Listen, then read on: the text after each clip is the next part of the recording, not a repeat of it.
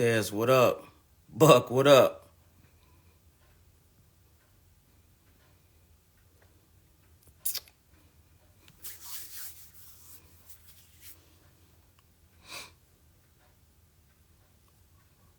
Frenchie, what up?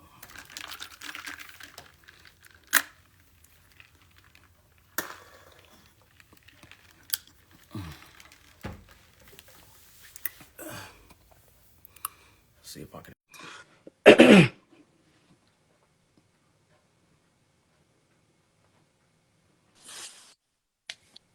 What up, Dow? Oh, hey, how's it going? I'm good. How you living? Living, man, I'm alive, I'm well, I'm hydrated, I'm getting there. I'm tired. I have another job to do after this. So, uh, my sister just told me the old saying is the only thing we turn down out here is our collar. So I keep Oh, for taking sure. job after job after job. Oh, for sure. That's funny. I was gonna I knew you was gonna come in here and steal my swag, so I switched it up. Cause it's No, no, no, beanie no. I'm season. not stealing. I'm not stealing. I'm paying homage. No, I mean steal the spotlight. That's what I meant. Oh, I thought you meant Yeah, the yeah. yellow hat. Oh yeah, yeah. I like the yellow joint. I have like a mustard color Oh, it's joint. a mustard. Okay. Hmm. Okay. This is more like a I like it. cream yellow. Like this is really, really close to canary. Mhm. So Yeah, for sure. Man, so Frenchie, my homegirl Frenchie, she says this is the last one. This is it. this is Retiring. it. Put You're retiring the series or is this the season finale or season finale, okay. retiring, and I think we're gonna do something else dope. So I got something planned with one of my partners. Actually, he's actually out there in Cali. So Okay. so it should be dope. It should be a nice little spin off. Power book or something. There you go. Yeah. Um.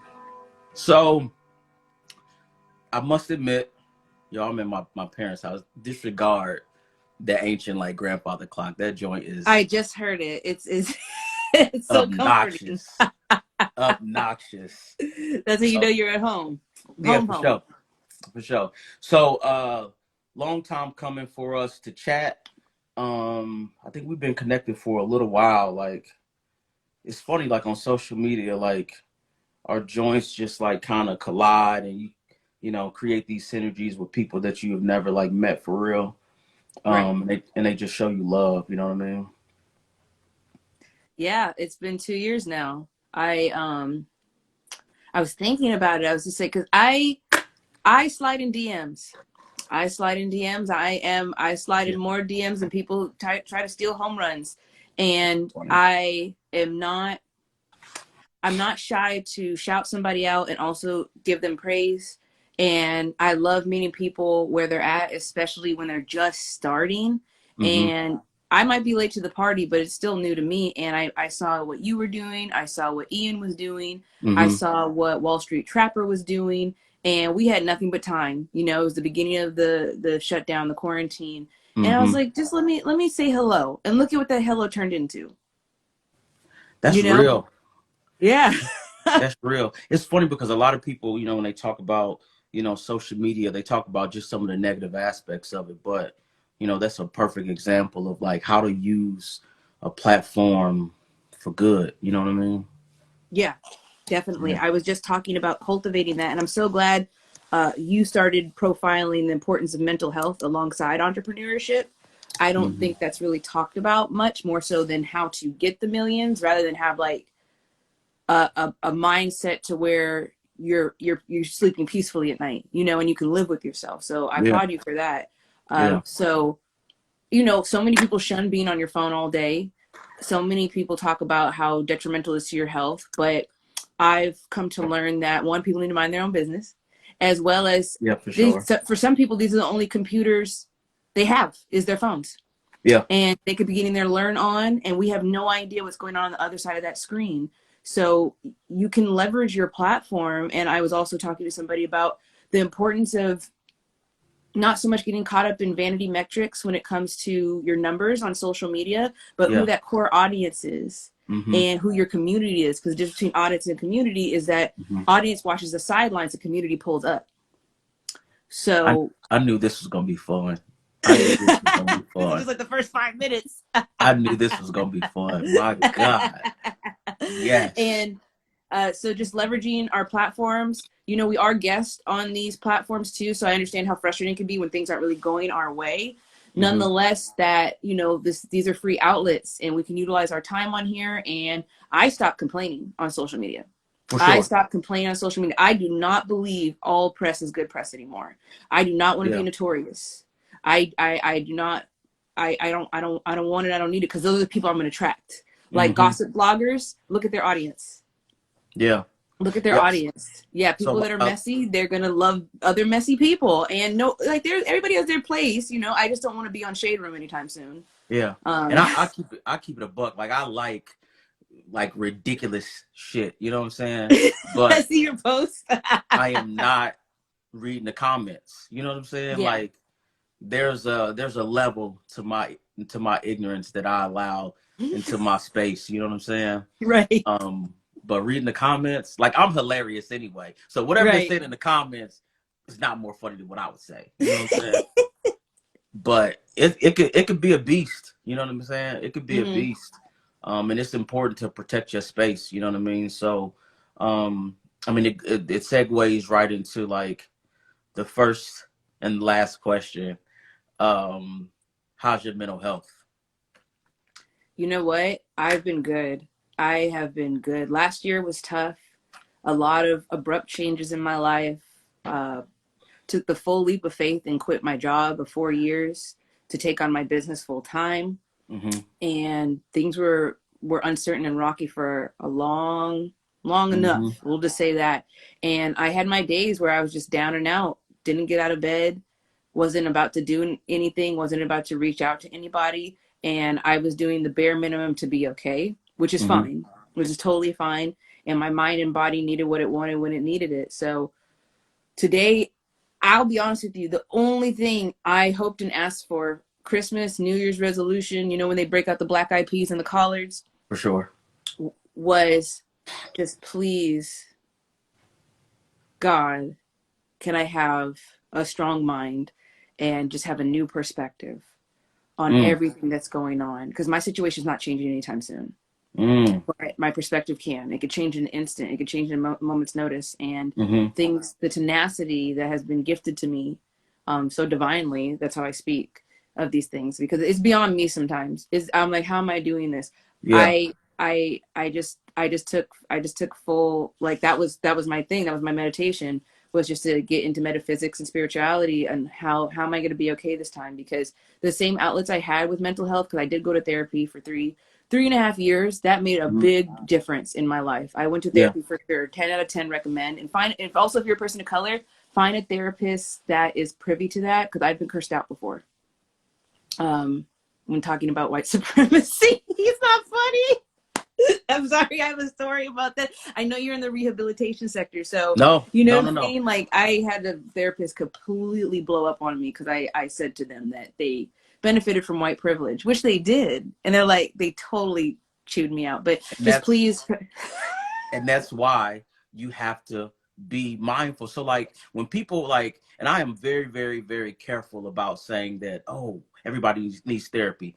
I believe that they do. Mhm. However, it is very, very, very, very, very difficult to find the right therapist just because you have to have that connection. That person has to be able to see you, to understand your nuances, and you got to feel safe to even share some of your vulnerable moments. Right. Um, but getting cussed out, I think you did us a service. You know what I'm saying? Like you went in there honest and was like, "Yo, that white supremacy shit is real, and you benefit."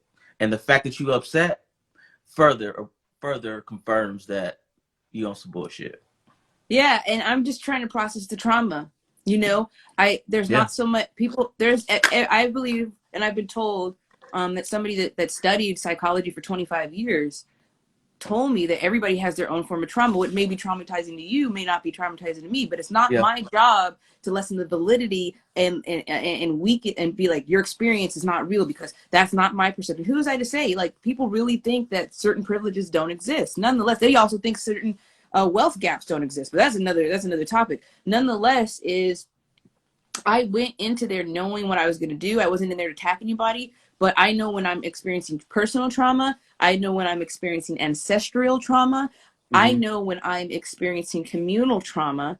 And that's another thing that, on top of the COVID shutdown, made it so hard for me, and as well as other Black people too, because here we go again with other people telling us how to feel Mm-hmm. when it comes to another Black life not mattering, Mm. and tell us how to I've had people tell me how I should process and how I should react, and I'm like, excuse me. So that's it's not the oppression Olympics up in here. I'm not trying to be like I'm worse up at anything. I wish I didn't have to deal with any of this, right? That's a fact. But nonetheless, it comes up. I've even had clients as a gardener that tell me that they don't want to grow particular plants because of the ancestral trauma attached to them.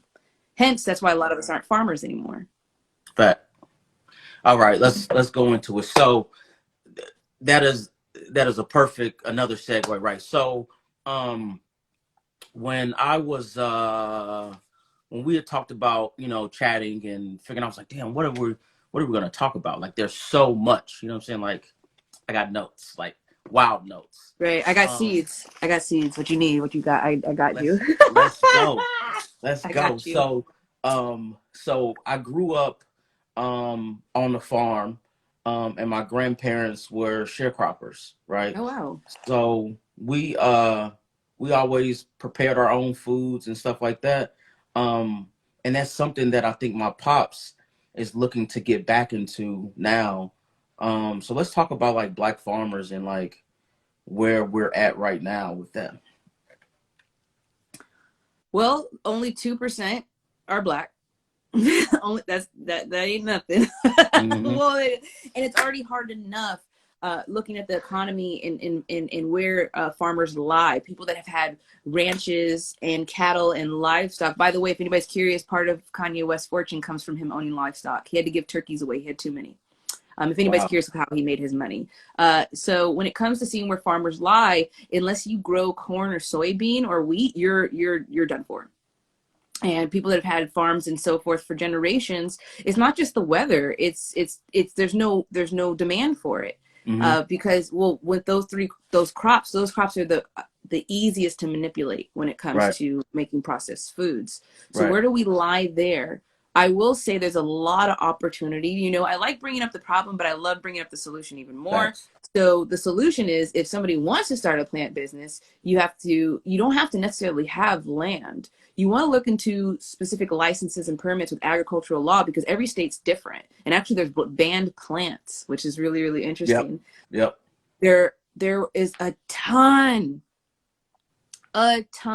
since the atrocity that happened to George Floyd. A Hmm. ton of money and government funding, and other corporations are putting a lot of money forward for different initiatives, especially when it comes to things like sharecropping. uh, if you lost money during the pandemic and you happen to Yeah. sell fruits and vegetables and produce. I myself am I'm a plant person. I sell plants. I don't sell produce. I get asked all the time, and I'm like, I'm sorry, I don't sell produce. I don't want to get into it for certain reasons, but I know Yeah. somebody. I always know somebody. That's what makes me the plug. That's good. So Yeah. there are land grants, particularly for Black farmers. All you have to do is Google it.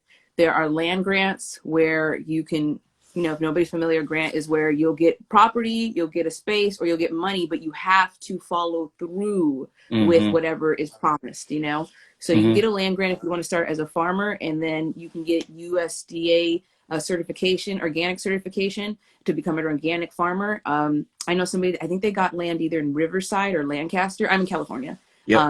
I have no desire to be in the Antelope Valley. No, but uh, they got their little piece of land, and then you get to grow on it. Now, technically, nobody in America owns land. You can buy all the houses you want, but you at least get to do stuff on it. We can build our Right. house on it. We can do this, and that, but it still belongs to the state. But we Yep. still have an opportunity there. Yep. So what you do after that is you get a DUNS number. A DUNS number is just like an EIN, like a tax identification number, to Mm-hmm. where you have to legally get recognition for you are who you say you are. Yep. You know, it can't be like the PPP, like you have Jones Barbecue Foot Massage and Car Wash, and next thing you know, you're getting 100,000.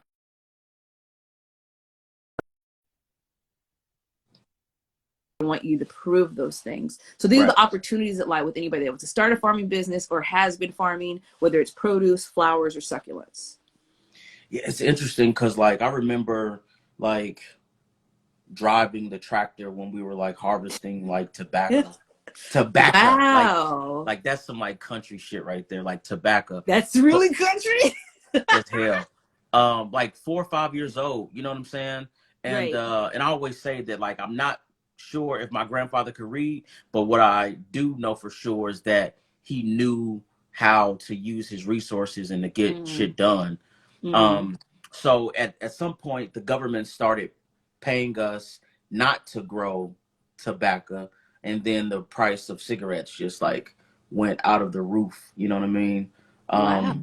And then like in South Carolina, there's so many farmers that lost their land, um, and it's just like it's a whole other set of, like you said, just atrocities and things that happen to like black farmers that I don't think that we even talk about, that we even know about, because that's really not in our wheelhouse. You know what I'm saying? It's like the, what'd you call it? What Olympics did you call it? Oppression Olympics. Oppression Olympics. Yeah, like it's a lot.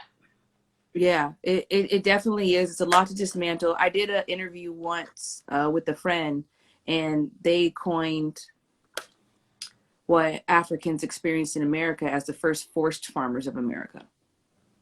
Mm. And you know the watermelon story, right? Yep.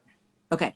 So, if anybody doesn't know, the watermelon story is how, there's cash crops. Tobacco is one of them now. So it's Yep. cannabis, right? And actually Yep. in California, you can get a license to grow. You can. I'm not talking about 6 plants. I'm talking about have a farm.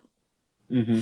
So what happened was the first cash crop for African American. Well, I just want to say Africans because I don't know about the American thing. But the Let's first go. cash crop for Black people, say Yeah. that, Let's go. was the watermelon. Both pre and post emancipation, watermelon was prevalent in the farmers markets, and they were lining their pockets with the money for the sale. And I know that watermelon was good. Just think about it. I know that watermelon was good, and it had seeds in it too. Mm-hmm. And then that whole stereotype came to be. And growing up, and I look at Black History Month as a teacher now. I just became a middle school teacher. And for some reason, the curriculum has been the same for decades, especially if you went to public school. They only teach us Right. about the same 5 people every Black History Month. We can name them right now. And they only teach us that Black people grew cotton. That's it. It was way more than that. Way That's why more we than. have greens and black eyed peas every year. They were farming that. They rejoiced over eating that. And that was to bring on prosperity for the next year to come. But I'm like, why are we only told that we grew cotton and picked cotton? Why? Because imagine, even though we have to, American history, you guys need to go more in detail about what really happened with slavery. Yeah. We can change it for the children, the curriculum, right? For age appropriateness. But if they would have just put that one paragraph in that African slaves grew watermelon, okra, we're making money off the watermelon, Mm-hmm. that would have, who knew what that would have did to us as kids? Yeah. Yeah. It changes the whole narrative. Yeah. It changed the whole narrative. So I think it was maybe sometime this summer. I can't remember the name of it. You've probably seen it, but it was a show on Netflix, and it was talking about they're going through the different types of foods and farmers. I think it was some had some name like pig something. I don't know, but anyway, they were talking about the history of Something hog, something the High on the hog. Hog. High on the Yeah, Hog. Yeah. yeah, high in the hog. Yeah, I didn't Um, watch it. I have an associate that talks about it a lot, and he's getting into shooting documentaries regarding agriculture, especially mhm. agriculture, because like there's a lot of Compton community, there's a lot of gardening going on, and Black cowboys in Compton.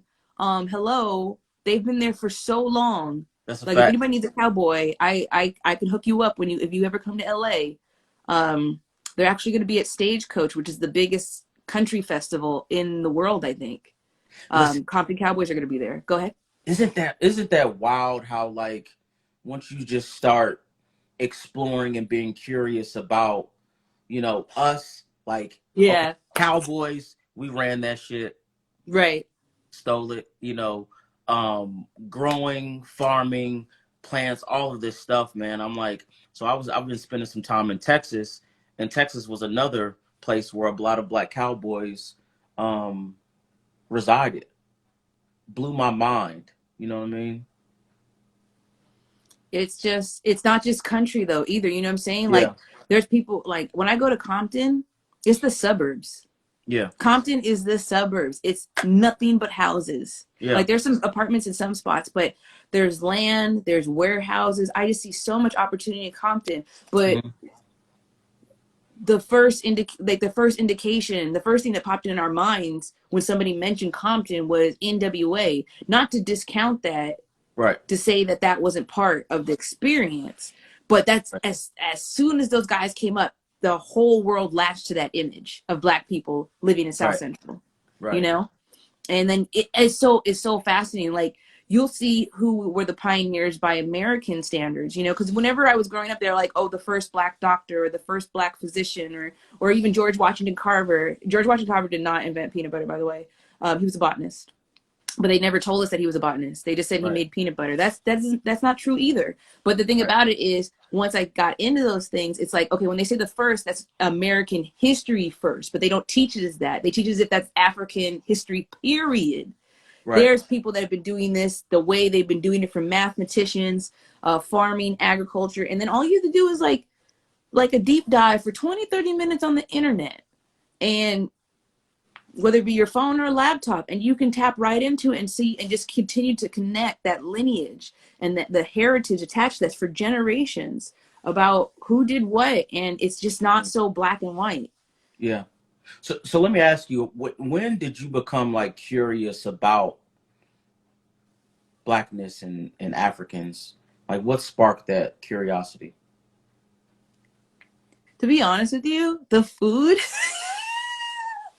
come on. First of all, Yeah. Africa was taught, it was taught in school as a country. It's a whole continent with other Yeah. countries and states in it. Where Right. the other Europe, we know every single part of Europe, right?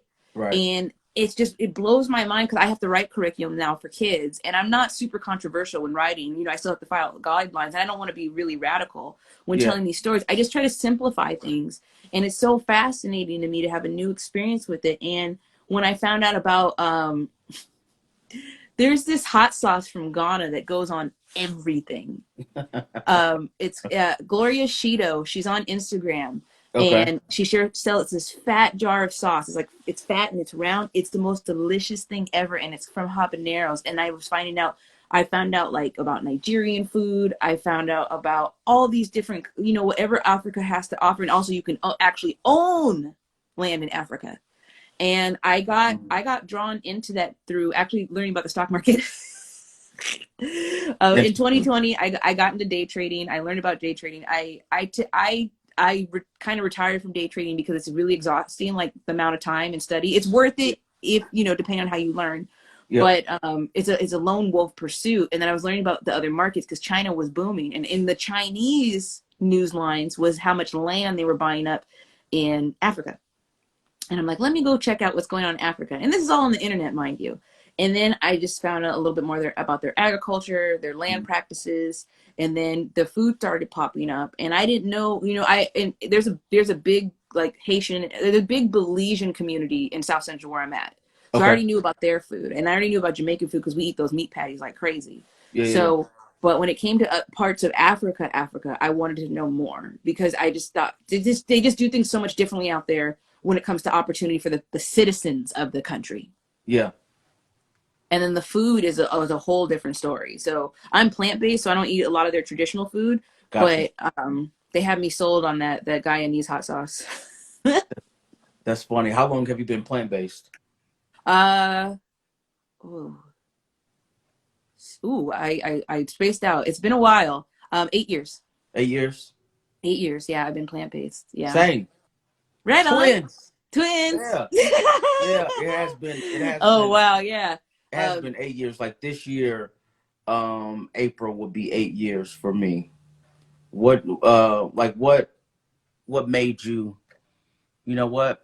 This is trash. I'm no longer eating the food.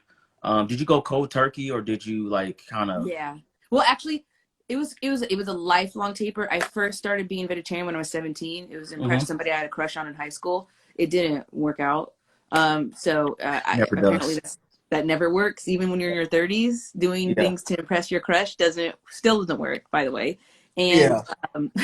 because now you're stuck with it, and they left. They're gone. Thank Uh, you. Thank you. and so it was taper back and forth, but I started eating meat again when I was 21. And Okay. then I got into bodybuilding and powerlifting. And so, protein, protein, protein. And I didn't know anything about plant-based protein. And I didn't care. How about that? I Yeah. didn't care. And I worked at Vaughn's. I was in grocery for a total of like 4 or 5 years. Grocery game Hmm. is a trip. And it's hard to leave. It's kind of like a gang. I'm not lying. Like grocery is like gang, like. um, I'm so curious now, but I was continue. at Vaughn's. I was at Vaughn's, and $5 Friday they used to give $5, and I love some fried chicken. I was a fried chicken connoisseur, and also I'm Creole, so gumbo, all of that seafood, all of that, like all the Hmm. time. Like I was a meat and cheese girl. Don't you dare put no lettuce and tomato on my burger. And it was $5 Friday, and I hadn't eaten all day, and I was working really hard. And I was like, "Oh, I'm gonna treat myself to a bucket of fried chicken." And I ate the bucket of fried chicken. It was 8 piece for $5, and I didn't feel sick. I felt a soul sickness. Hmm. I was walking up and down the aisles, and I felt like this dark cloud follow me. Hmm. And I swear it was the souls of the chickens.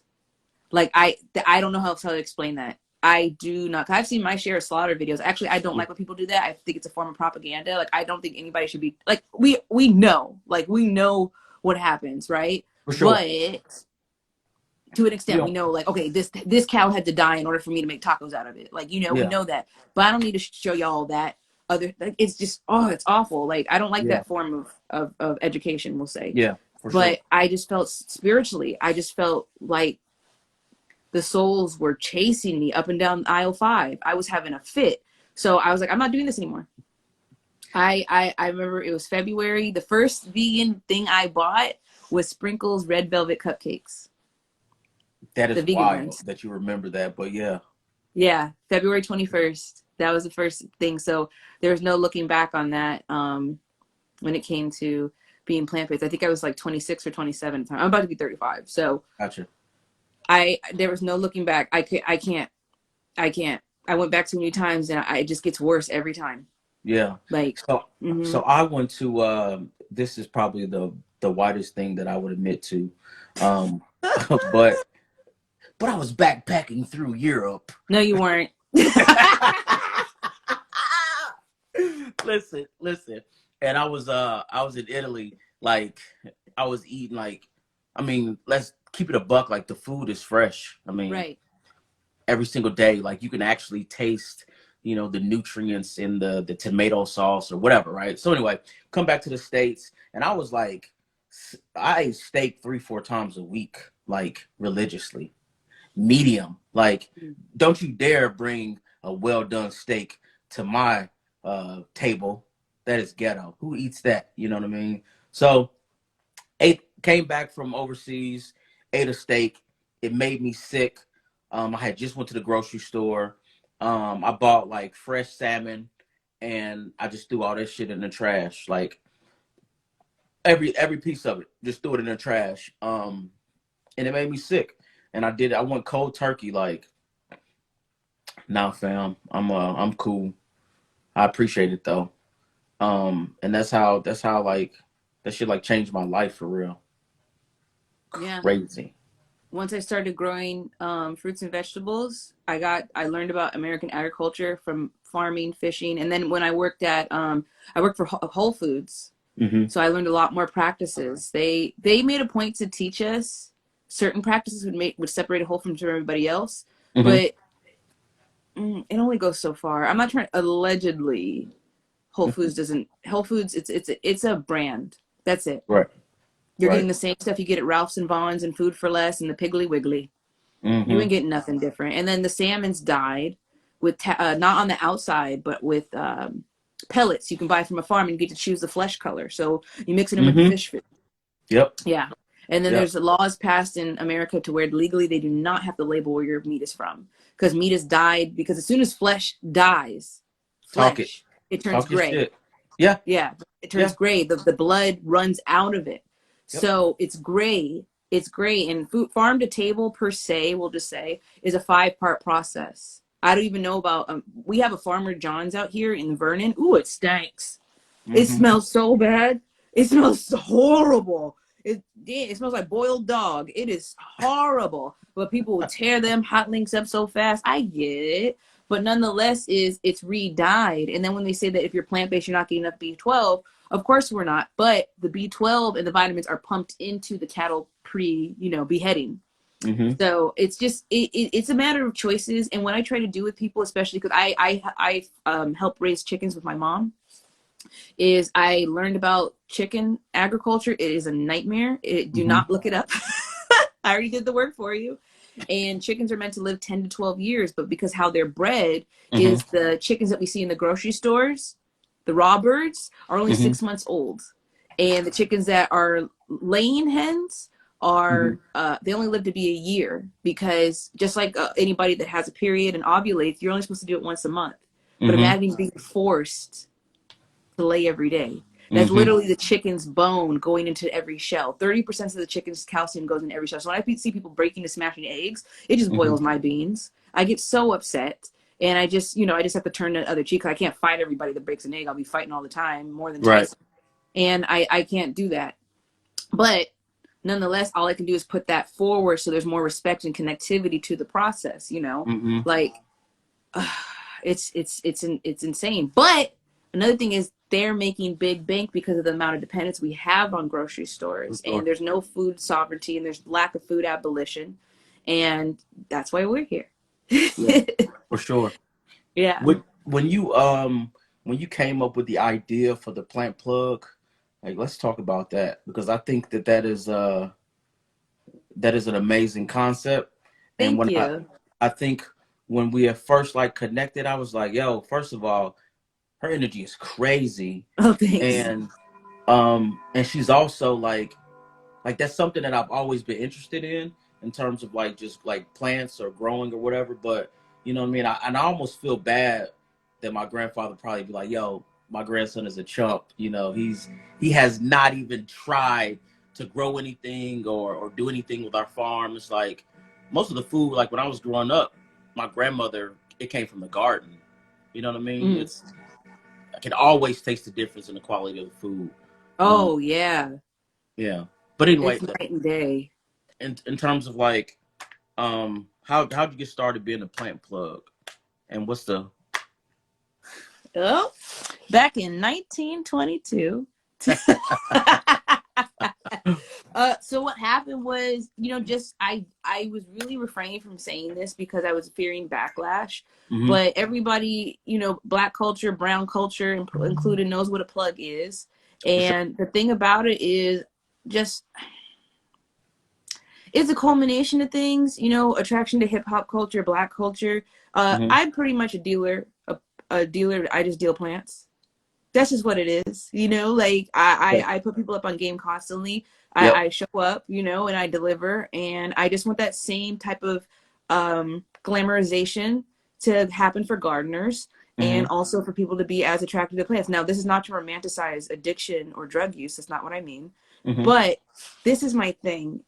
I just started saying this, and I'm saying it without shame, because I'm not so caught up in being understood by people. okay, I'm more caught up in just understanding them. yeah, for Like, sure, why? Why does that bother you? yeah, Or why does it not bother you? Thank you. So the thing about it is, look, okay, it comes down to economics.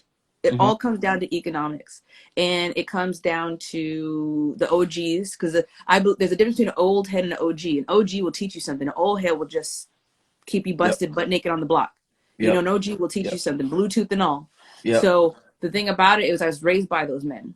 mm-hmm, I was raised by those men, and yeah, some of them were in and out of jail and things like that. My dad didn't really do stuff, but the brothers and the brother's friends did. You know what I'm saying? Yeah, yeah, yeah. So the thing about it was I was so impressed and so like it was phenomenal to me as a child with, you know, crime is a byproduct of poverty, Yeah. you know, and people are like, why are you doing this and that? But E40 said you're not willing to do things legally if your children have no clothes.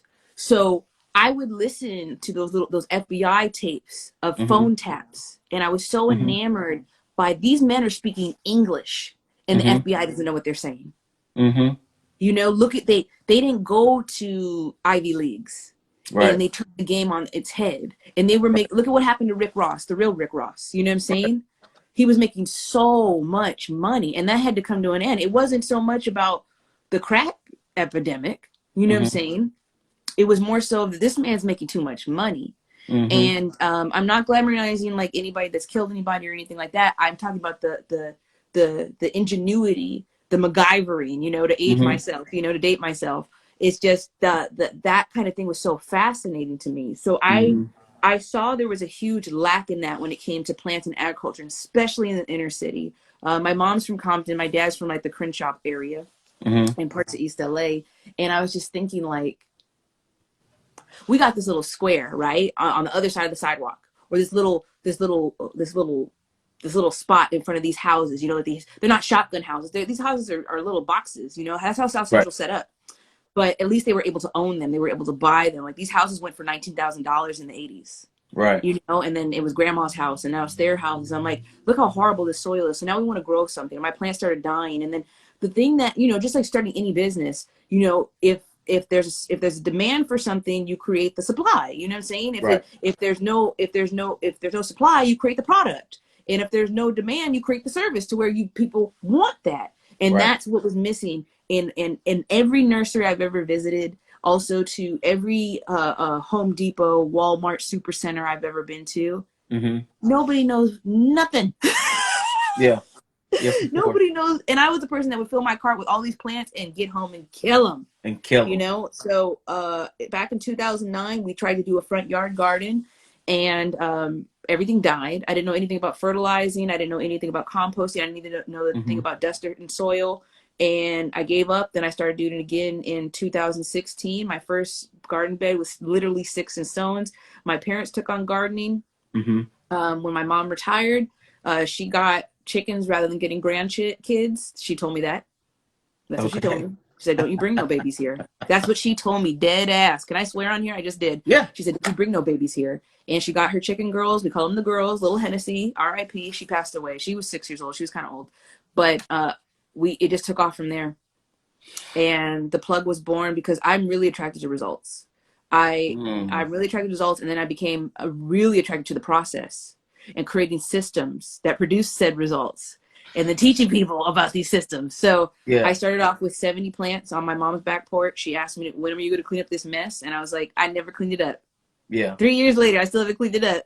So my first year, I produced 75 plants. It was mostly kale and squash because I was the queen of kale. It was the only thing I Mm-hmm. couldn't kill. The Queen of And I love that name, by the way. That the shit is queen of so kale. hard. That shit is so hard. That shit is so hard. And I learned kale. I learned three different varieties of kale. I learned dinosaur, Italian kale, the same kale. I learned curly kale, which is the one you see on your plate next to the cheeseburger at Sizzler. They use Right. that for garnish. I did not know you can eat it. I always thought it was plastic when I was a kid.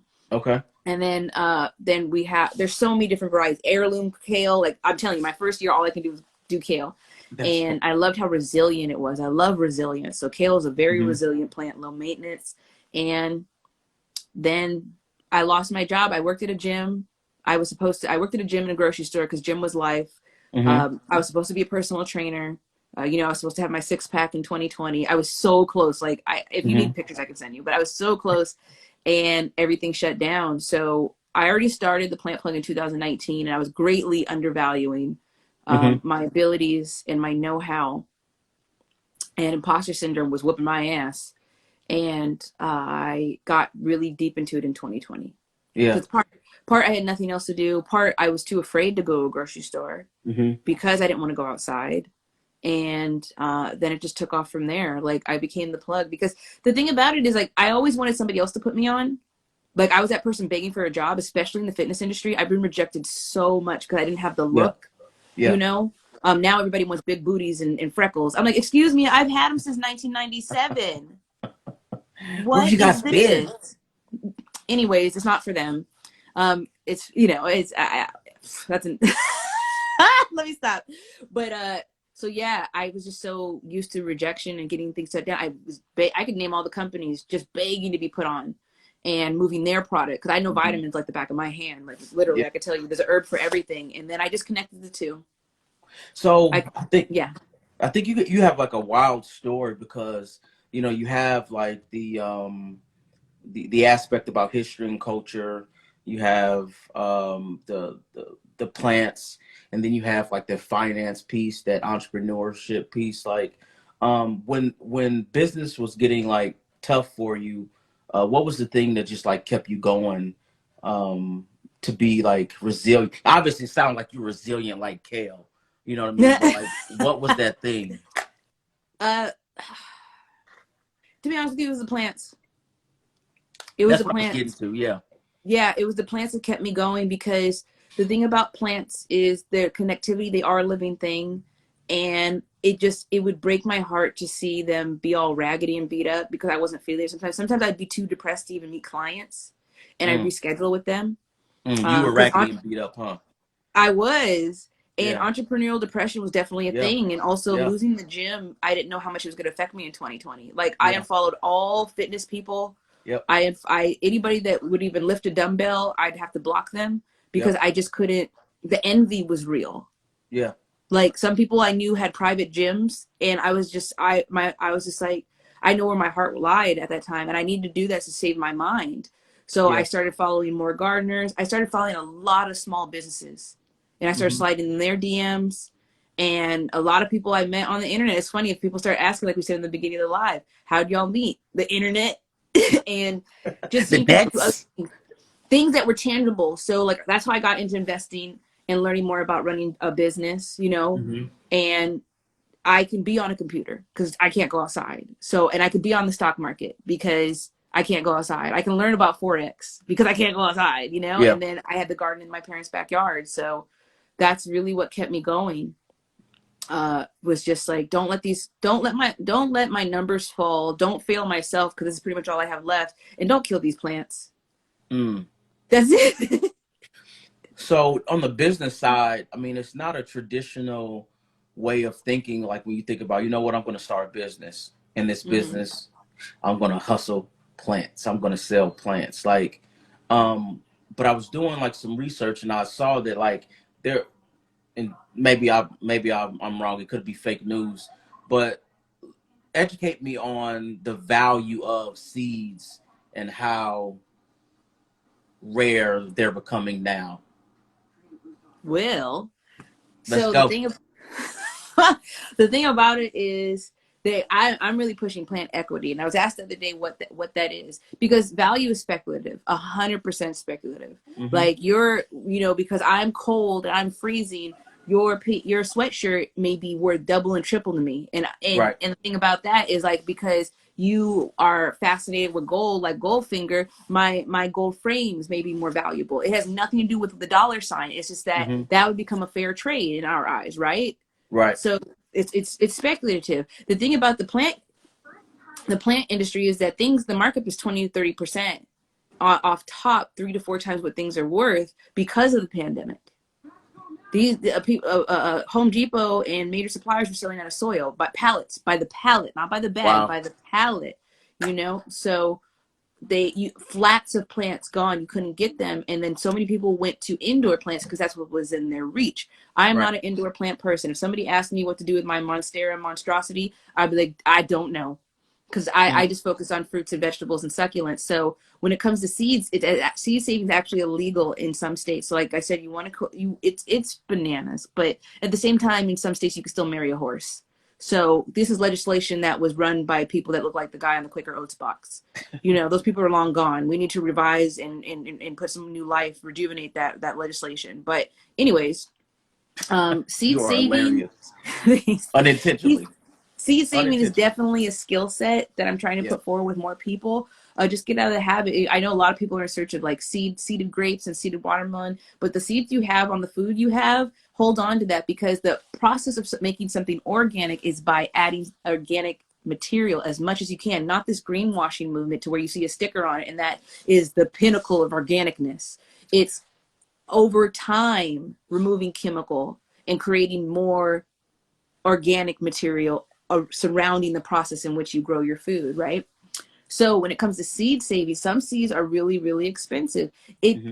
it's based on lineage. So there's this thing called heirloom, right? That term Hmm. is for lineage, meaning that they kept that, I guess, the purity. So there's actually heirloom turkeys, and that's the difference between a $70 turkey and a $30 turkey, Mm. is its Okay. lineage. So you got to check out which celebrities own livestock, just if you want to, because I know people are looking at people's investments. If people look up somebody like, you know, Shaq's investment, right? Like, Right. or Rick Ross owns all those wing stops. Look up which celebrities own livestock. You'll be blown away. So you keep that lineage, and that's what makes the price point higher, right? It's based on purity and bloodline, even when it comes to seeds. So you're not wrong when it comes to that. And then also when it comes to certain plants, variegated, when you have an indoor plant and you hear the word variegated or even propagated, it does lessen the price a little bit, but depending on the rarity of the plant and how hard it is to take care of that plant, especially tropical indoor plants, the price Hmm. can be in the hundreds. There was a slew of armed robberies at a New Jersey nursery because they had plants that went for $250, $400 a pop. I am So blown that's away another right now. thing. That's another thing. Like, there, you know, one part of being the plug is that you got, I stay away from things that are just too bigger than me. Hmm. And I just keep it small, and I keep it simple, and I keep it pushing. So when it comes to seeds, yeah, the organic stamp is really important, and you can get that with a certification. And what they do is they check your space and how you're operating to give you that organic stamp. And you can get Hmm. that after 4 years of being in operation. And that stamp, just like getting a blue check mark, can send your whole operation into just a whole nother area of, you know, this and that and this and that. But for me, that's based on my integrity. I don't need no green stamp to be organic. So For sure. when it comes to seeds, save your seeds. If you're taking your seeds from a sweeter fruit, you want to wash them immediately, because the excess sugar can create a fungi or fungus around the seed, making it harder to grow and germinate. And Hmm. then when it comes to peppers, those are the easiest seeds to collect, easiest. And then you can like be the sauce guy. Somebody start, I know people in the chat right now can tear up some sauce. There has to be someone here that can cook. And next thing you know, you're growing your own peppers and you start your own sauce business. That's plant equity. Mm. That's plant equity. So Yeah, I'm blown away right now. I wasn't expecting this. Um, so I know a lot of people are trying to grow. Like you said, you don't do indoor plants, but like even mm-mm. like with the outdoor plants, um, how do you get started? Like walk me through that process because So I'm I tired of usually being suggest people lazy. I suggest people first find out what zone they live in. Okay. A zone is usually just like how people should learn how to read nutrition labels on their food. There is literally like a nutrition label on the back of our seeds, and you're going to see America, and it's going to Right. have the zoning. So the zoning is going to be what is appropriate to grow. I'm not talking about legality. I'm talking about what's appropriate to grow, meaning what's going to live. And you can Yeah. find out what's good for your state, because I live in zone 10, meaning that only California, parts of California, and parts of Florida, like a little strip, has Hmm. tropical like climate, and we can grow food all year round. Where like as Chicago or like Colorado, you got like two skips and a jump to get your Brussels sprouts popping. You know, you Yeah. don't have a lot of time because Yeah. it's like deep frost, like snow. You're digging out your Brussels sprouts in snow, but you'll be surprised what grows. And also, people, what people don't really know about either is eating for the season. When you go into a grocery store, have you noticed that it's always the same fruits and vegetables year round? Hmm. Lemon season is over. I didn't know. I thought lemons were all year round because we can get them year round. Right. That's because of imports. So how somebody would get started is it's all about the soil. You know, just like a well-oiled scalp, and you're trying to take care of your locks. Yeah. You want really nutrient dense uh, soil. So you could take any type of soil, and have it tested if you want to see if it has any chemicals or anything like that. Especially if you're taking it from your home, you want to know the difference between dust, sand, dirt and clay soils, and Mm-hmm. also use your food scraps and start composting. I know this sounds wild and there might be a little bit of bugs, but it's the best way efficiently, like cost effectively. It just takes a little time. Mm-hmm. So you could start with a pot that's well drained, and you could take something pretty small. Um, Probably I would say like maybe like the average nursery pot is a half-gallon pot, and that's about 55 to $1.25 depending where you're buying the pot. And Mm-hmm. you could sow a seed and put it in the sun, or you could buy a plant start. Now, if you're going to buy a plant start, this is what you look for. The organic ones tend to be $7.99. Mm-hmm. My plants are only $5 to $4 if I like you. And get a plant that you know you can either propagate and or easily reproduce, so you never have Mm-hmm. to buy it again. So I usually Right. suggest people start off with a pepper, or during summer months, you want to start off with a cucumber because it's Okay. easy to collect the seeds. Yep. Yeah. So the thing about peppers though is that they love the heat, and you don't. Oh, there's somebody in Arizona. Arizona can grow the bomb peppers. Arizona's perfect for growing peppers. All of them. I got them. I got scorpions. I got chocolate habaneros. I got oh man, I got peppers so hot they should be illegal. So, but it's so easy to start and collect, and you could become a plug in your own community. I don't mind. Just don't use my name, because I'll sue you. I just got that trademark. Don't do that. But I'm just saying, like, you could become that in your own community. So start off with something simple. So my top four, I like to call them low maintenance plants, would be any squash variety, any type of kale. You know, I love kale. Collards, you can grow those practically year round, Mm-hmm. and a pepper and a cucumber. How long does Watermelon it? is short, huh? I'm sorry. Go ahead. Watermelon is also easy to grow, but it's a lot more short-lived because the soil has to be constantly 60 to 80 degrees at all times. So that means that you definitely have to wait the summer. I tried to grow watermelon in February. Don't ask me what was on my experimental tip, because also you can recreate any weather conditions indoors except for snow. Next question. What are your Yeah. thoughts on hydroponics? Oh, aeroponics, hydroponics.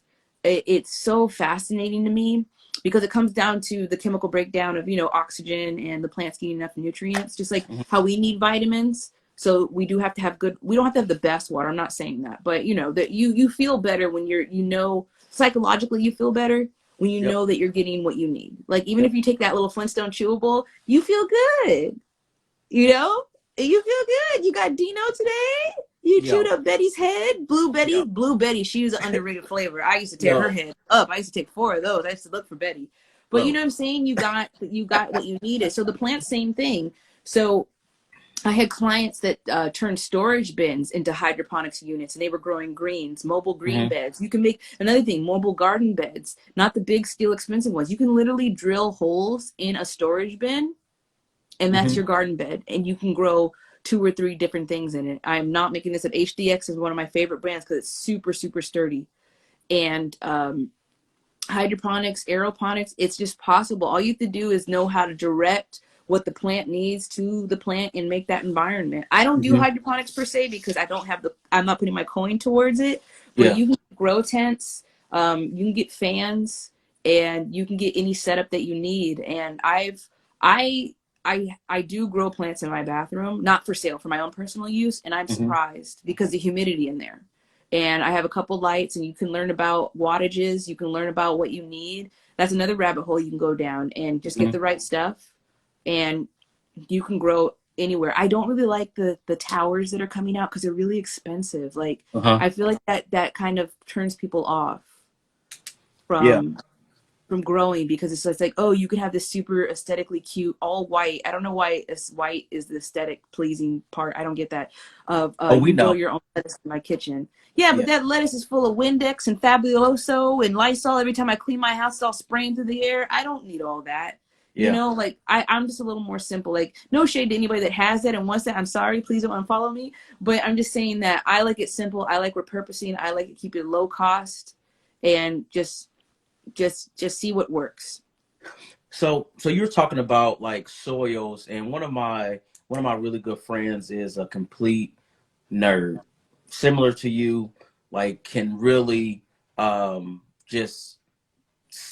just really educated about soils, climate change, and all of that. Like, how is climate change? Like, what do you believe climate change is going to do to the grow industries like yours? Oh, well, if it's not already killing off things, as far as the extreme weather that we've experienced around any type of peninsulas, um, just just elevation, Louisiana's sinking, those oil spills. This is the thing. Okay, so I thought we were doomed, but I was told that 70% of pollution does come from corporations, even though they put it on to us to drive the hybrids, drive the electric Hmm. cars, do our part. Like I said, the Right. greenwashing movement. I remember it was going green when I was in middle school and high school, and that drove me nuts. I just didn't like it. Just seemed very elitist and exclusive to me, because the Hmm. people that were leading that movement were actually the cause of it. Yeah. Um, so it if it hasn't already, it's already killed out so many farms, because this is the most extreme change in weather I've seen in 20 years. Hmm. And I just started buying almanacs, and the difference between like an almanac for 5 years ago is just astounding. Record highs and record lows. That's not good. Yeah. Consistency is the key to success. Even when it comes to the weather, we can only anticipate and predict the weather so much, Right. but when these tornadoes come through and they're killing corn country, and just dismay happening to these potato farms and the Hmm. main sources of the food, what are we to rely on? And a lot of our food comes from Central America. Right. That's going to get too damn hot, and So, it's going so, to. Mhm. so my guy, and I'm gonna slaughter it. And I wish I was much more well read on it. But he was talking about the changes in the soil. He basically said the optimal type of soil, we have 1 to 2 more decades of that type of soil before it's gone. Does that So sound? depend. Oh, I'm sorry. What was your question? No. Does that sound familiar? Am I like way off? So there's certain chemicals in certain types of soil. I found that there is I forgot what it's called, and it makes the soil more refined. Like South Central has some of the most refined soil to where we can grow the best grapes for wine. So it's about what's being put back into it. If Gotcha. anybody wants to like be an eco warrior, or help save the planet, it's about treating our soils better. When I Right. first moved into my parents' house, there was bullet casings and broken glass bottles and bottle caps everywhere. People just don't care. Right. And without soil, it's just like without having the sun. We're going to die. We're going to die. Or, our grandkids or our children aren't going to see things to fruition. And the thing about it is, unfortunately, it is up to us to fix everything. I just think that if more people got used to reducing waste and their impact on that, because I'm really big on composting, that would make a phenomenal difference. Organic matter matters in a sense that we're making it every day and we call Yeah. it trash. Ooh, I love some trash. You ever see Sanford and Son? I love some trash. That's me. That's me. So When I'm you're just saying, like, I love some trash because it's like, I know it's a dirty job, but just I know what waste I produce. I'm not digging through your garbage. I just think that's very personal, Yeah. but I know what I create. I know what my family creates. So when I was at my parents' house during the quarantine, the family of five, I was sorting through the trash and separating compost and separating recycling, and just trying to reuse and repurpose as much as I can. What happened was, I feel like, just like reading in school, and like it exhausted people so much to where they never wanted to touch a book again. The same thing with silt. Thank you, Blue can grow. Thank you.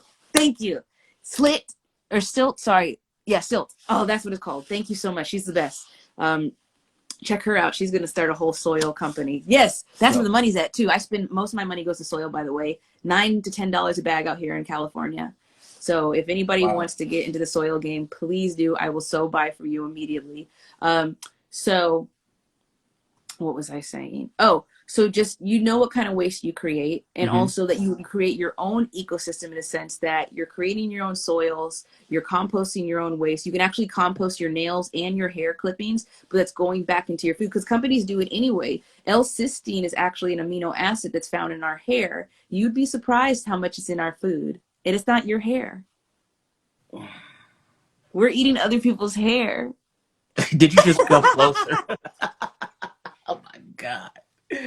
Right. So that's Interesting. why when like the super hardcore vegans are like, nothing's vegan technically, which is kind of true. Like, but I need to live. I'm still gonna eat my Takis and my Oreos, but I'm just like, geez. Yeah. The thing about it is, it's just like we're creating our own ecosystems, and I'm creating a homestead without the need of acres. Mm-hmm. You know, because we're not. I don't. I'm hoping, but reparations may not come in the form of 40 acres and a mule. Right.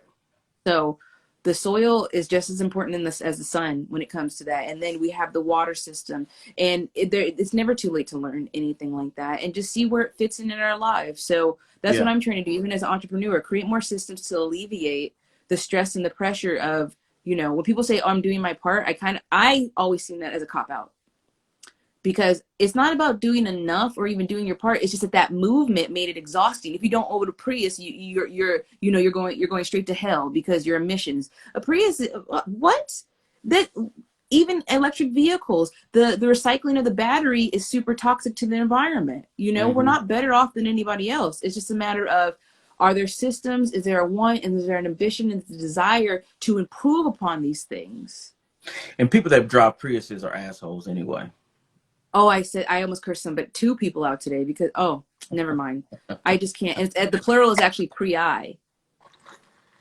If you drive a pre-I, you know what? That's I have my qualms. I even have my qualms about people that drive Mini Coopers, Fiats, and Teslas.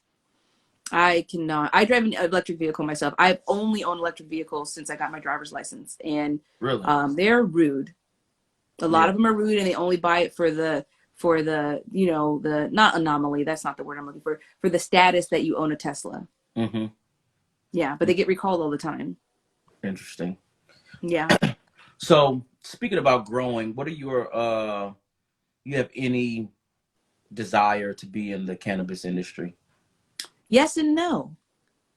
The thing about prestige, thank you, that's a great word as well. Mm-hmm. um the thing about cannabis is, legally in California you can own up to 6 plants as long as you don't get caught with any items for distribution. Because of my name, that would make me a target automatically. I get hollered at all the time because I have the little advertisements on my car. Mm-hmm. People either ask me for sea moss or weed, Yep. and Yep. and the dreadlocks aren't helping. But That, that's not my fault. That's not my fault that people associate this hair with smoking weed. That I had yeah. nothing to do with that. Anyways, so another thing is, I'm really, really big on the abolition of those plants, as well as freeing everybody that's been incarcerated. Mm-hmm. And I'm really, really upset that the people that are making the most money out of this are not people of color, and Mm-hmm. they haven't had even a slight parking ticket, let alone being Yeah. in prison. Imagine being in prison for an ounce without the intent to distribute. Yeah. So, just not to muddle things with my namesake, I'm going to say no. But when I come across resources or people want to learn about planting too, it is part of my curriculum in person. But I ask people not to ask me that, because Instagram almost took my page down for selling cannabis, and I don't. Wow. Yeah, I don't. So I mean, my everyday job, deals with like people with mental health and people who are incarcerated for non-violent offenses. Sometimes, sometimes they also have mental health mixed with substance use issues mixed with B&Es. So it's just, but it's also like, it's wild that's where we are now, and Mm-hmm. there's no reparations, there's no, you know anything on the horizon, for individuals that were only locked up for cannabis, even from an ounce to 5 pounds. I mean, Right. and now, Because it's a cash crop, just because that's why that's why you were paid, your family was paid out for stopping, hindering yeah, growing tobacco. yeah, Also, if something else was to take precedence, there has to be heavily regulations on on those things immediately, taxes, everything. because you can't have too much money in it. They don't want us to have too much money, because that means we can have more power and control, and that's why the what's it called exists, the alcohol to ATF. The Hmm. ATF exists for that reason, just regulation. They say on controlled substances. I understand that, but it also it bums me out about the medicinal properties that can happen. I'm a big believer and user of CBD for its Hmm. non-psychoactive effect. I am a sober person though. I haven't Hmm. drank or did anything. I'm going on 9 years of being sober, so Nice. I cannot. I shan't. I shan't. So that's another reason probably why I won't get into cannabis. Like I'll Yeah. help people start their setups, but I won't participate in the cultivation and the flowering and the clipping and all that. They're Yep. gorgeous plants though. But Yeah. it's just a shame because you're in there with people that have just done the most atrocious things. You're like, what are you in here for? Oh, I'm here for a QP. Like, Yeah. how do you, how do you know what I'm saying? Like, or I need to flip this bag really quick. Like I had a couple extra pieces and I just wanted to get a quick $20 so I could put more money in my gas tank. And now you're in jail. And now Right. you have a record. So that's just wild to me. And it definitely messes with your mental health because poverty does affect mental health. I don't care what anybody says. PTSD It for definitely sure. does. And entrepreneurial depression is also a thing. I found that out the hard way. Definitely. Listen, so the life of an entrepreneur is just like it's one of those things where how can I explain it? I don't know. It's just like it's almost you almost become numb to things that happen in the business because you know that it's gonna happen. It's just when it's gonna happen. So as we're sitting here talking, I have like a little app where all of my staff is on, and it was like, yeah, the stove just caught on fire. And it's like amazing. Um, anyway, so talk to me about like what's next for like the plant plug. Like, what's your growth trajectory look like? What are you getting into? So it's definitely to expand. My form of success is to, share the wealth and scale up. Mm-hmm. I already have a team and I want to make sure that they stay employed rather than be seasonal because a lot of people only Yep. grow in spring and summer. Yep. And also to have more of a presence. And I avoided commercial property like the plague during the pandemic because I saw businesses shut Yep. down. And I found out that even though I don't like really following certain people, like I'm not a big fan of billionaires and trying to match their blueprint because I feel like Right. their blueprint's not clear. Millionaires and billionaires act completely different. And I found out Bill Gates started his business out of his parents' garage. So I Mm-hmm. definitely started out of my parents' garage, and now I'm looking to expand. I just won the Wells Fargo Open for Business Award. Yep. And the thing about being an entrepreneur, I numb out so much. I don't even know how to explain it. I numb out about the things going on around me, Yep. and how things affect me. I don't know why. I might be a trauma response. I don't know because this is definitely not easy. Yeah. Owning a business is not for everybody. I've been telling people also when you want to get into entrepreneurship, know what kind of entrepreneur you want to be and really try to stick to one sector of business at a time. So if you want to do real estate, if you want to do automotive, if you want to do agriculture, stick to that. And sometimes the Yeah. other businesses will reveal themselves. Mastery. So and your calling won't let you sleep, by the way. Your calling will not let you sleep for like the first 6 months. And I remember when Ian wasn't sleeping, he would be up posting until 3 a.m. and I would say, "Are you sleeping?" He's like, "I don't know." Oh. you know. And Oh, when he's things were sleeping. first starting, he wasn't sleeping. Like he would be posting at like 3 in the morning on his IG stories. And I would just be like, "Yo, are you got?" And then that happened to me. I wasn't sleeping. Not a stressful sleep. It's just that it's adrenaline. Like you want to keep the party going. Like you want to, you wish there wasn't business hours Yeah. so you can send that letter. You can get that approval. You can get that line of Yeah. credit. You want that. And the next thing for Plant Plug is just continue to put out curriculum. Make free things freer, Mm-hmm. and also have I definitely want to see some part of the extension of my being the plant. Not I'm not attached to it, but it's an extension of me. Yep. Being on every corner and every block. And guess what? You don't need to take over whole buildings. You could take over 6 blocks and be just as fruit. Like I was so caught up in those big businesses, being the movers and shakers, Mm-hmm. but it's some of these smaller businesses, especially like plumbers and electricians, making big bucks, and they keep it in Yeah. the family. Yeah. So that's definitely what I want the plant plug to be. I have my little truck, I have my little van, I have my little office, and I have my little stand. Yep. And I'm able to employ those that want to be employed, and hopefully be able to create prosperity and equity for them in more ways than a check. So that's what I want. If I can have if I can have from Florence in Vermont to from to Western and Florence, each one of them have one of my plants, my job is done. Yeah. Yeah, I think what COVID taught us is the value of being lean, because I was able to secure a hospital without much, you know, pretty easily, because Mm-hmm. the guy was just bleeding, and I have a business model that Mm-hmm. works for it. But yeah, I mean, if you're able to not have that overhead, because it is stressful, like not only, operating, but being a leader, and also, keeping the lights on. It's a lot. Yeah. Yeah. It's stressful. Don't be afraid of debt. I tell people all the time, don't be afraid of debt and overhead. If you know how to leverage, if you find out if your business is going to be profitable, write things down, make a tangible plan, and do a little equations and calculations. Yeah. Adding and subtracting, very simple. And know the difference between liabilities and assets. Somebody asked if you know of a quick investment flip. We were just talking about how turning peppers into pepper seeds and then opening a hot sauce, that actually takes time. You know what? The thing about flips, it's based on supply and demand. I feel like the things that are the biggest flips and the fastest flips are really expensive to get into. Like if you get $100 pair of shoes and sell it for double for 200, that's still gonna cost you $100.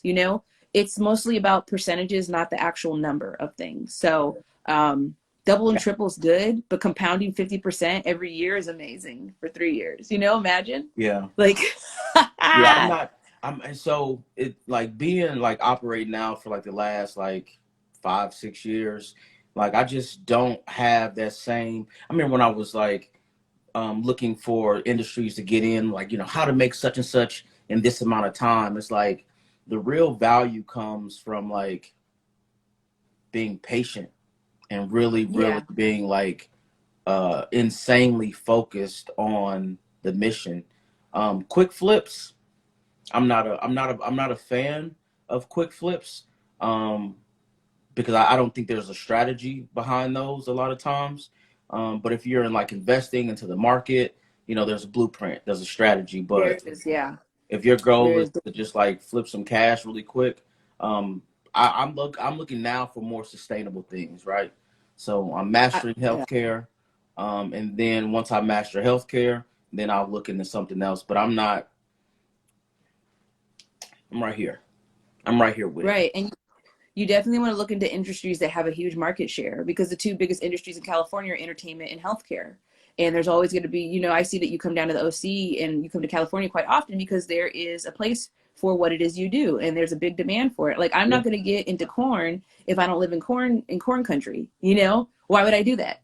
Yeah. Why would I only stick to corn? It's really, really interesting. When there's open markets like the stock market, things like that, anybody can get into it, but it's not meant for everybody either. A lot of people treat it like a gambling parlor. And I Yeah. love long term. I have Mhm. no problem paying minimum payments for 20 to 30 years if I get to own a house and a property. I have no problem with overhead because I learned how to leverage debt. Yeah. Yeah. I mean, All.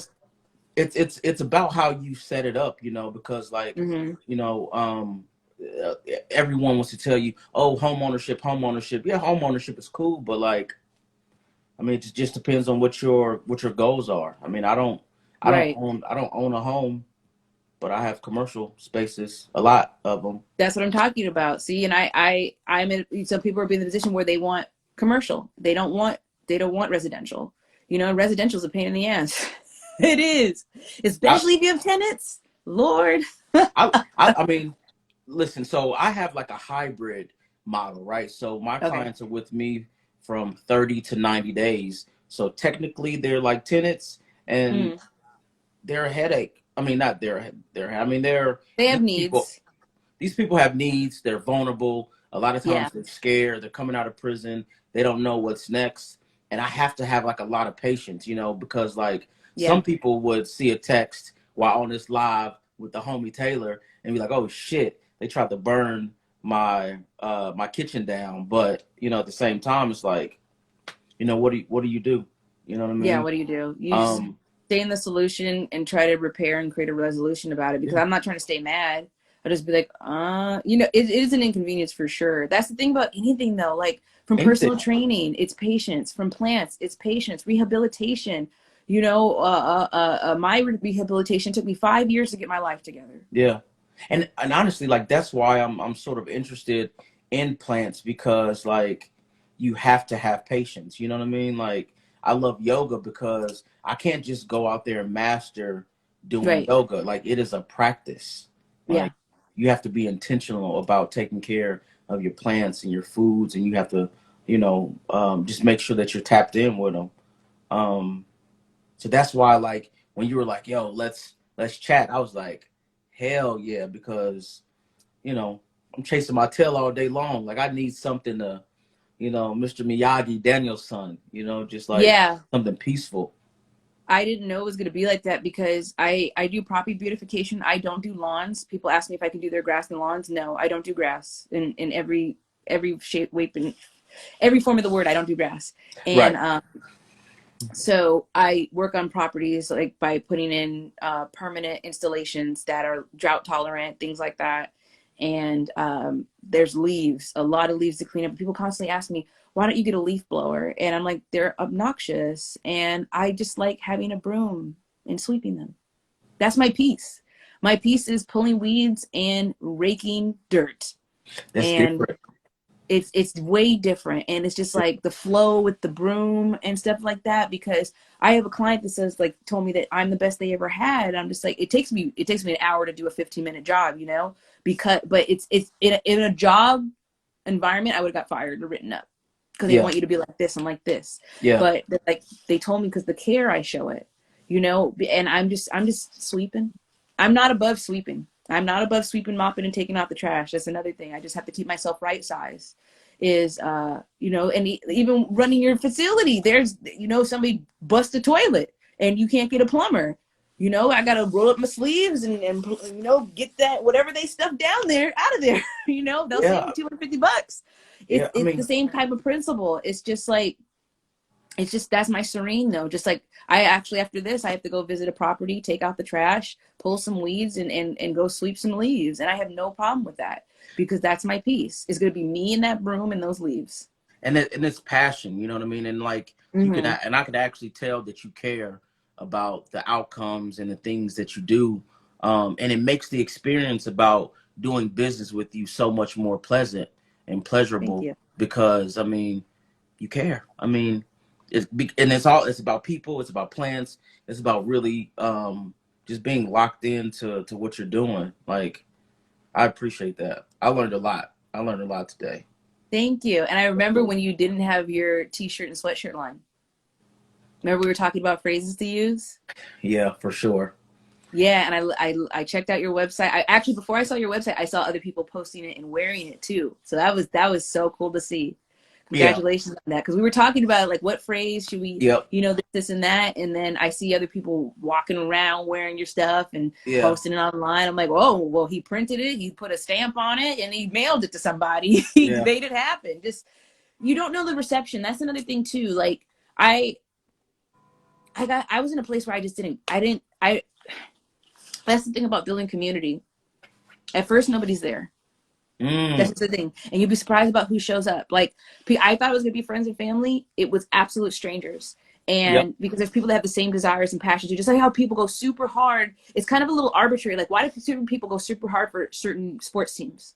Yeah. Like, there's people go super hard for San Francisco, and they're not even from there. Yeah. They're like, just cause whatever what have you just like having that same desire. Like there's people that go that hard for something that you want to do and you want to put out there. And I always told people this actually before the pandemic, because my business was helping other people run their business and telling them about their careers, and it was way different when I started doing that for myself. It was really hard for me to do it for myself. And I said, they're like, oh, I don't know if I should be a rapper or this and that. I'm like, this is what you do. You create a body of work, you create a system of marketing, and then don't worry about what anybody else is doing, because look how many toilet paper companies and water companies are there. And this was before the pandemic. And look, those things couldn't stay on the shelves. That's interesting that you say that, because like I sort of started out by just being like supportive of my friends businesses, and just like genuinely like supporting, you know what I mean? Like so I was doing like business consulting before I even, people are like, well, how much would you charge to build a website? I don't fucking know. I mean, I don't know. I just, never put a just price on it. you know what I'm saying? Like I just know how to do it because I just figured it out. You know what I mean? But then And I think that reception that you just spoke about is because like I'm intentional about showing so much love to people. And if they return the love, I appreciate it. If not, Right. then you know I'm going to show love because that's the right thing to do. You know what I mean? Yeah. Um, but that's interesting. Like you sparked that. So I also had this conversation last night about um doing the right thing and being an influence. Um, perfect sake. Like so one of my really good friends was telling me about a time when I was being like ghetto and ratchet, which I appreciate ghetto-ness and ratchetness. I do too. But my guy AJ was like, "Yo, Ty, like you got to be responsible with the things that you say because people are watching and people are tapped in." And at the time, Right. I was just like, "Bro, it's the fucking internet." You know what I'm saying? Like, what are you talking about? Right. Um, but mad years later, I'm like, "Yeah, it's important." It's true. It's true. It's, you know, I share those moments. Like there's a video of me shaking it to City Girls. I just like listening to City Girls because of the business acumen they spoke of. No shade to that at all. They were talking about dividends and all of that. I'm just like, and Yeah, then I really got into Trina. I really got into the yeah, Diamond Princess. Like I just listened to it from a business perspective rather than being like, oh, this is so hood and bullet. Yeah, yeah. Who cares? They're not checking for me.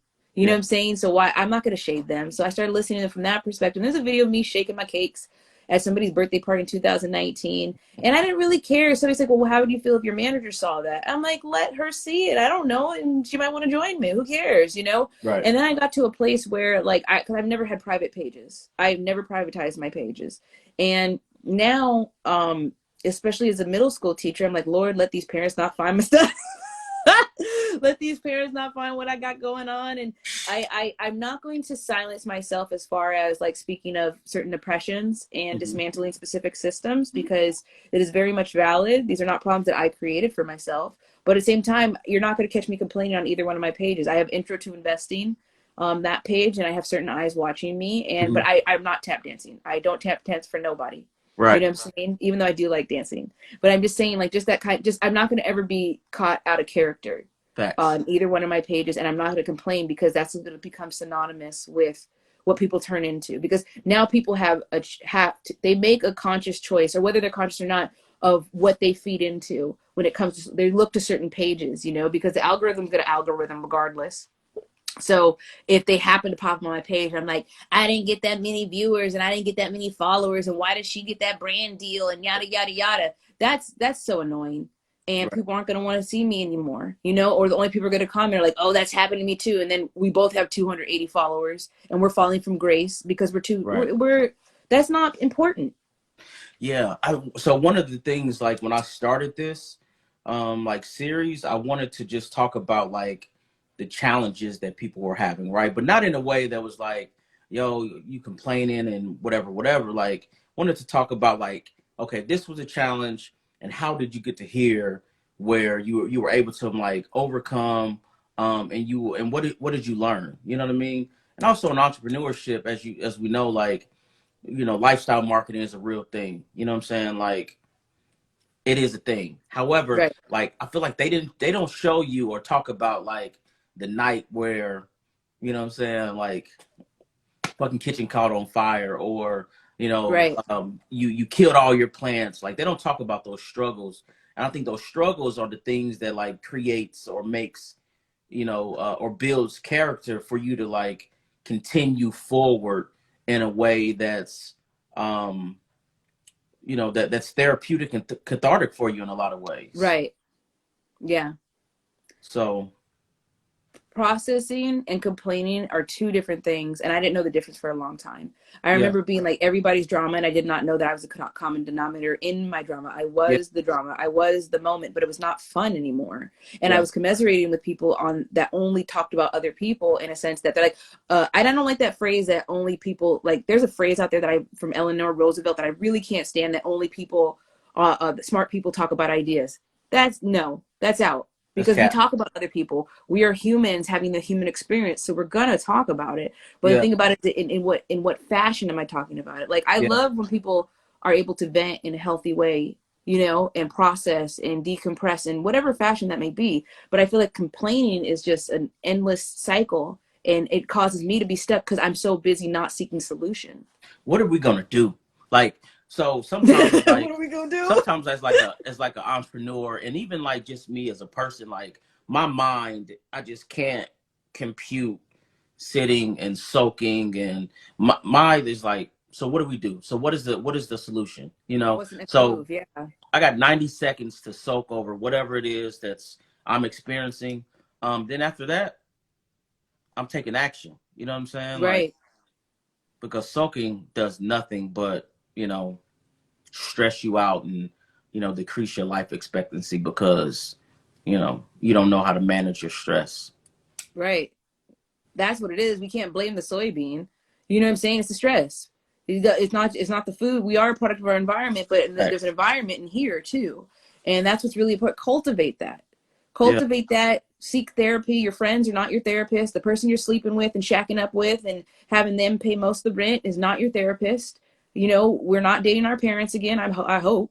And also, it's just cultivate that. See what's going on with you. See what systems are you know, the things that the that's the simplest way I could put it, because Yeah. it all comes back to that. Like,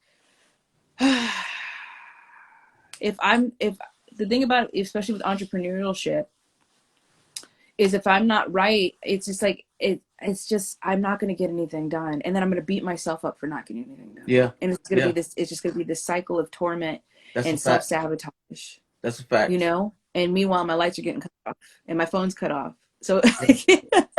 Yeah. that's just what it is. And I do things that keep me well. I only exercise 2 days a week. I went from doing 7 days a week, but it's 2 days a week because I have a lot of things that I need to do on my end. I like I said, I was in therapy for 3 years, which helped a lot. I learned a lot of coping skills. I learned how to walk away. I learned how to leave. I learned about principles of impermanence and detachment. Detachment's been a big one for me. Mm, Um, and just rather than use the word blame, use responsibility. On a scale of mm. 1 to 10, a scale of 1 to 100, how responsible were you for what has happened? You know, and then I can find my accountability, and then I can get free.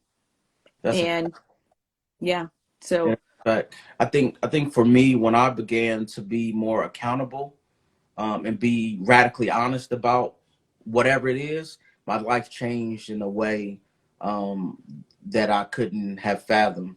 You know what I mean? Because I think I'm smart. You know, one of my really good friends tells me that like I be spinning shit, and basically what she means is that I'm able to like, you know, take something and redirect it. You know what I mean? Like almost like Tai Chi. You know what I'm saying? right, But I'm not intentional about that. But my brain, I just think differently. You know what I mean? Like right, when someone tells me no, um, I'm gonna find a way. Like yeah, I'm not fucking listening to you tell me no. No, you maybe you didn't hear me. You know what I'm saying? right. Let Maybe you me didn't hear re-ask me. the question. You know, or I'll Karen you. Let me talk to your manager. You know what I'm saying? Um, but I just think there's always a way to do it, and there's no one way to do anything. And I think that it's important for us to just like be curious and explore, and then be okay with making ourselves uncomfortable. You know what I mean? Hmm. Because it's some power in that. It's some power in being vulnerable. It's some power in being uncomfortable. There's a Um, lot of strength in it too. There's a lot of strength. yeah, And being nice and being giving and making sure you're not pouring from an empty cup is not easy. It's not Being the nice guy is not as easy as people think. no, It's really not. no, like It's not at all. Is it worth it? I think so. I really think so. You know, I really believe so. I think, you know, that's long-term gratification, and find out what you're living for. Am I living for long-term gratification or short-term gratification? listen, I am 100% like my persona. Like some people are like, oh, you know, you're always so positive. No, I am a savage. I am disrespectful. I curse, and I'm witty, and I'm like in when it comes to like jokes, like I can find that thing that your biggest insecurity. I can Right, just I can just dance on it. You know what I'm saying? right, But instead of doing that, like I'm intentional about just showing that love. Like I said, because I think that we're all going through some shit, and it doesn't. I don't get any points for being that person. You know what I'm saying? Right. Um, and on some legacy shit, like that's why I like chose that song because it's like it's important. You know what I mean? Because the things like your mission is about legacy. The things that I'm doing in terms of like the mental health space, and healthcare is about some legacy shit. But like it's important to be known for showing that love. Like, and you can be stern and you can still show that love. Right. Um, but I think that's important for us. Right. Like, so I was on plant-based radio um, before we go, and they called me Griselda Blanco of the garden. And That's I was hard. like, and then they That's called me hard. Pablo Escobar, the plants. And I was like, wait a minute. So we all know what those people did. Yeah. But at the same time, I was looking more into, Pablo Escobar was at the time was equally revered as well as praised, which was interesting. Now the children of the children don't want to hear anything about him, But at the same time, there were some homes that kept a picture of Pablo Escobar right next to their picture of Jesus on the mantle. And I was just thinking about like the essence of that. Mm-hmm. Not for myself so much as just like what kind of mentality did those people have? Like, I know he killed people, and I don't romanticize murderers. I don't like do that. Like that whole true crime romanticizing. Right. They need therapy, because that is not. There's nothing sexy about Ted Bundy. He can go to hell. But my whole point is like, I just want to ruminate on that.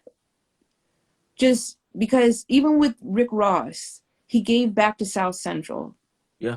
Even though he was providing crack. It just blows my mind. Like, Yeah. It's it's interesting complex. because, huh? It's complex.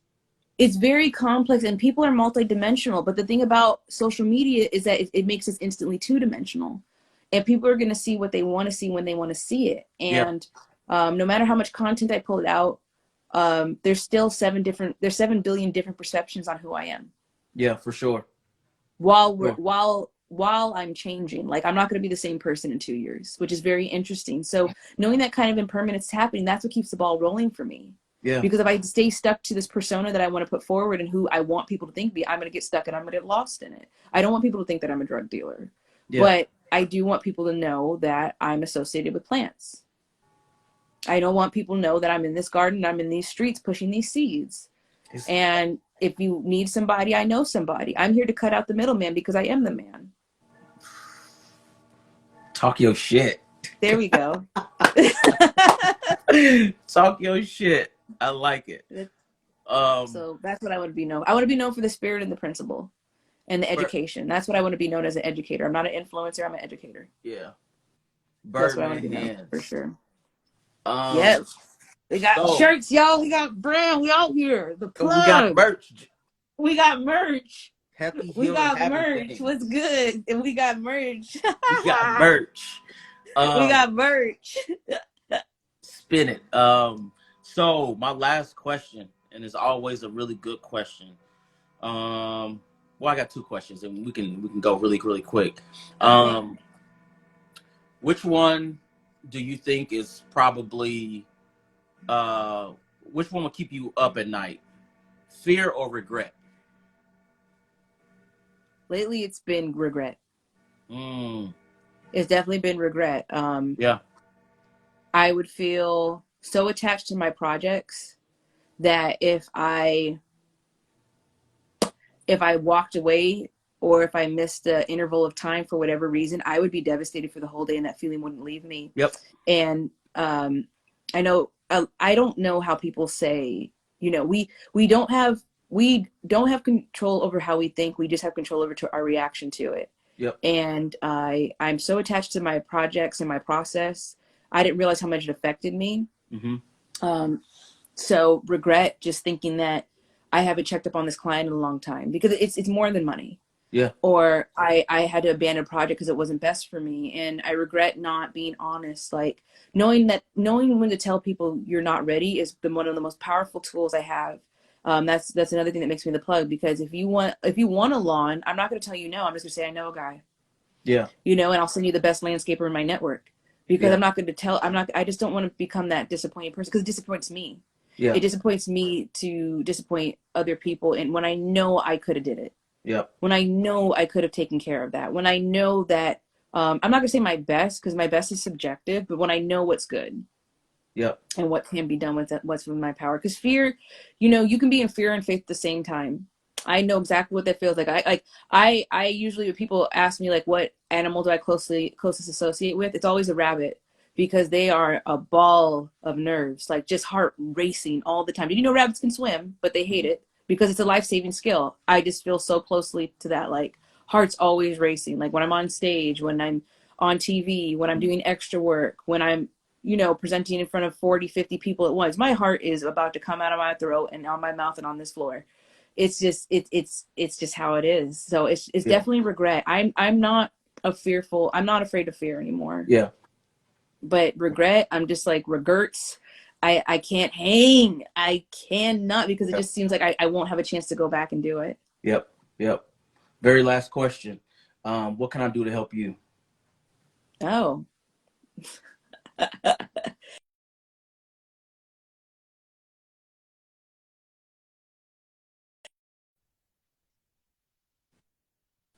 It looks like the Wi-Fi went out. Do I still have you? Are you still there? Yeah. Okay, there you go.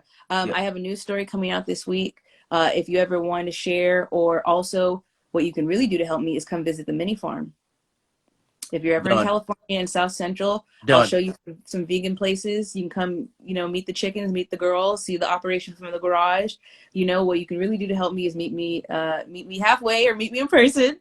And I'd appreciate that. You know, I'm really, you know, I used to be super big on engagement and us sharing and reposting each other's stories. And now just the face to face, it means the world to me. Now, Yep. if we can do it a little more safely, that'd be amazing. So, Yep. that's definitely what you can do. But you guys have done enough for me. You know, you and the master investor. I try not to say that very much because I don't want to seem like I'm name dropping. Mm-hmm. Just with all the value and the support, you know, and that's what I know. It means a lot. Well, people now know I'm half bald, but it means a lot to me. And I found out it means a lot to other people. And I can't await applause all the time either as a content creator. Mm-hmm. People are shy and they won't tell you. So thank you for everything that you put forward. Um, Thank you. So many of these Black men have definitely stepped up in the place of education and showing that it can be done, Mm-hmm. with, you know, and also how fresh y'all can look and be revitalized doing it. It has nothing to do with age and how much getting older. And also it's not about keeping up with the 20-year-olds. It's just Yeah. that just it's about not giving up because of the 20-year-olds. Yeah. And also telling the 20-year-olds, you guys can pump them brakes and you have plenty of time to get these things done. Yeah. So, you know, you guys have done so much for me already. And also getting a response from somebody that you think like, oh, like there's some bodybuilders I follow that have like 1 million followers Mm-hmm. and they'll message me, hey, how you're doing? I was just thinking about you. And Yeah. I'm just like, Yeah. they're like, That's hey, real. you know, like, I was like, wait a minute, you know, because they're not lost in the vanity matrix. They know that we're all rooting for each other. Yep. And I was just like, that's such a big deal to me, like that kind of compassion and that care. So, you know, to answer your question, you've already done enough. But Well, if you want to do something else when you're in LA, let me know, and then we I'm can go get listen. I am some vegan. absolutely 100% within the next 4 weeks. I'm definitely pulling up. So I'll be in probably the OC, but I'll definitely come down to LA because I wanna experience, that mission over there because I think it's pure. Like your energy is like amazing. So I definitely appreciate you being the very last uh, goat in the series. Um, Rabbit. yo, I I got it's so many gems on here. Like I typically don't go back and like rewatch these, but like Mhm. I gotta spin the block because like I appreciate super intelligent people that make me go Google shit. You know what I'm saying? Good Google it. We're gonna do some Googling. But also if you want to check it out, there's this renaissance happening with small Black owned businesses. It's been Hmm. going on for the last year. There's a ton of pop-ups that have been happening, including Black Flea Market and my favorite Prosperity Market. If Hmm. anybody's in LA, I will be popping up at the Prosperity Market on February 26th, and it's going to be at the California African American Museum. So it's an Dope. open air market, a ton of amazing vendors. Um, oh, we didn't talk about co-ops. We were going to talk about co-ops, and there is a co-op. There's a lot of fashionistas. If anybody wants to check out Soul Folks, they actually own an art co-op. which is really cool. I'm trying to start some co-ops out here, but it's all about just with real estate. It is kind of about timing, but definitely Yeah. location is definitely a big thing because some people are asking for way too much. I'm like, we're in an alley. What do you mean? What do you mean? An alley with a broken fence. What do you mean I'm going to pay this much? So it's Right. just, yeah, but if anybody wants to just experience the richness of what's really going on in Los Angeles, check out Prosperity Market. You're going to get everybody that's got it going on as far as Black owned business out there, from shoes to fresh produce, hot sauce, 4 vegan food trucks, and more bomb DJs. It's amazing. They just had a market like yesterday, I think. Hmm. But yeah, they're doing really, really big things. So maybe you Perfect. can come then. Perfect. Birdman hand rub. We got merch. Oh, put some respect on my name. Man, I appreciate you so much. Thank you, Thank you thank for you, thank having you me. for sure. Yeah. Shit, 2 years in the making. 2 years Let's in the go. making. Let's go. Yeah. I'll see you in 4 weeks. Oh, okay. I'm gonna hold you to that. I'm gonna hold Standing you to on it. that. Thank you. And will this live be saved? For sure. Yeah. Yeah, for Now tell sure. the kids. Yeah. Yeah, I appreciate you. Have an amazing evening. I know you gotta go to work. I I got gotta some go to stuff work. to do too. So Right on. all right, peace. Thank you. Take care. Bye, All right. everybody. Get those seeds. Save those seeds.